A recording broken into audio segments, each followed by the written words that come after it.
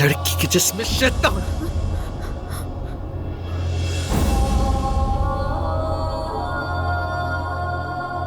तुम एक अफरियत हो ज़मरुद।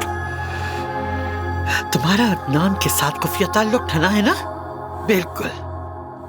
तुमने अपने जादू से मेरे पोते को काबू में कर लिया, और जब हम सब समझे कि वो मर गया है तो तुमने आदिल पर नजरें जमा ली। तुमने मेरा पूरा खानदान टुकड़े टुकड़े कर दिया। तुम इस घर में नफरत लाई हो ज़मरुद। अब्बास और अदनान अब एक दूसरे के दुश्मन हैं, जानती हो? दुश्मन।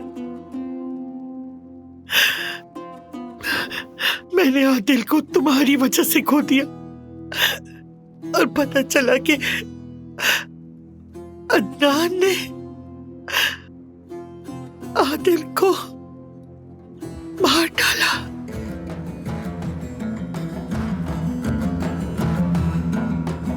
तुमने उससे कहा कि उसे रास्ते से हटा दो।